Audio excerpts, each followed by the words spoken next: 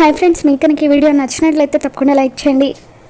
గుడిలో మీరా శారదతో మాట్లాడుతూ నీ కొడుకు వంశీని కొట్టాడు, దానివల్ల వాళ్ళు పెళ్ళి క్యాన్సిల్ చేసుకుంటామని అంటున్నారు.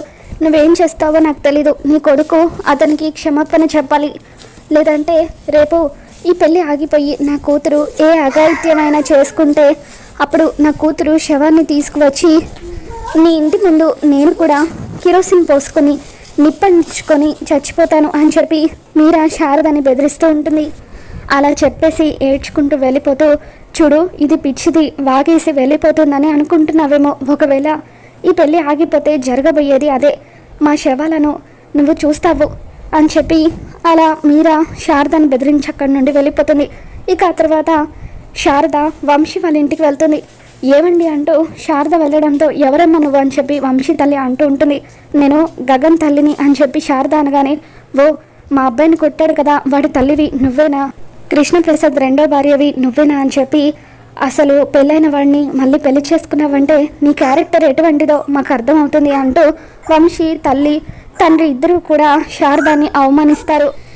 ఏమండి నా కొడుకు చేసింది తప్పే, వాడి తరపున నేను మిమ్మల్ని క్షమాపణ అడుగుతున్నాను, నేను మీ కాళ్ళు పట్టుకుంటాను, ఇందు చాలా మంచి అమ్మాయి, దయచేసి ఈ సంబంధం క్యాన్సిల్ చేసుకోకండి అని చెప్పి శారద వంశీ తండ్రి కాళ్ళు పట్టుకుంటూ ఉంటుంది. తప్పు చేసింది నీ కొడుకు అయితే నువ్వు కాళ్ళు పట్టుకోవడం ఏంటి, అయినా ఒకవేళ నీ కొడుకు రేపు మళ్ళీ నా కొడుకుని కొట్టడని ఏమైనా గ్యారంటీ ఉందా, అందుకే నీ కొడుకు వచ్చి క్షమాపణ చెబితేనే ఈ పెళ్లి జరుగుతుంది అని వంశీ తండ్రి వెళ్ళవమ్మ వెళ్ళు అంటూ శారదని గెంటేస్తూ ఉంటాడు. ఇక వంశీ తల్లి అలా శారదని గెంటేస్తూ ఉంటే అప్పుడే అక్కడికి వచ్చిన గగన్ శారదని పట్టుకుంటాడు. ఆడదానివి కాబట్టి వదిలేస్తున్నాను అని చెప్పి గగన్ వంశీ తల్లికి వార్నింగ్ ఇస్తాడు. నువ్వెందుకమ్మా ఇక్కడికి వచ్చావని చెప్పి గగన్ శారదని తీసుకెళ్ళిపోతూ ఉంటే ఇక అప్పుడు శారద, ఒరే గగన్ వెళ్ళి ఆ అబ్బాయికి క్షమాపణ చెప్పురా అని అంటూ ఉంటుంది. లేదమ్మా నేను చెప్పను, అతను తప్పు చేశాడు అని గగన్ అంటూ ఉంటే ఇక అప్పుడు చేసుకోబోయే అతనికి పెళ్లి చేసుకునే అమ్మాయికి అది తప్పుగా అనిపించడం లేదు, నీకు నాకు తప్పుగా అనిపిస్తే ఏంటిరా ఉపయోగం, వెళ్ళి క్షమాపణ చెప్పు అని శారద అంటూ ఉంటుంది. లేదమ్మా నేను చెప్పను అని గగన్ అంటూ ఉంటాడు. ఇక దాంతో శారద, సరే నువ్వు చెప్పకపోతే ఇటు నుండి ఇటు నేను ఆశ్రమానికి వెళ్ళిపోతాను అని శారద అంటూ ఉంటుంది. ప్లీజ్ అమ్మ దయచేసి అలా మాట్లాడకు, నాకంటూ ఉన్నది ఈ ప్రపంచంలో నువ్వు ఒక్కదానివే, నువ్వు కూడా దూరం అయితే నేను తట్టుకోలేను అని చెప్పి నీ కోసం నేను క్షమాపణ చెబుతాను అని వంశీ దగ్గరికి వచ్చి చేతులు పట్టుకొని ఐఎమ్ సారీ, తొందరపడి నీ మీద చేయి చేసుకున్నాను అని అంటూ ఉంటే కాళ్ళు పట్టుకొని క్షమాపణ చెబితేనే పెళ్లి జరుగుతుందని వంశీ తండ్రి అంటూ ఉంటాడు. దాంతో శారద కోసం గగన్ కాళ్ళు పట్టుకొని మరి క్షమాపణ చెబుతాడు. గగన్ అలా కాళ్ళు పట్టుకోవడంతో శారద ఎంతగానో ఏడుస్తూ ఉంటుంది.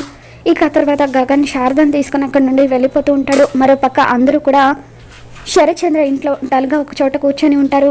భూమి వచ్చి ఏంటి సంగీత్కి ప్రాక్టీస్ చేయరా అలా కూర్చున్నారని అంటూ ఉంటే అసలు ఈ పెళ్లి జరుగుతుందో లేదో తెలియడం లేదు అని చెప్పి మీరా అంటూ ఉంటుంది.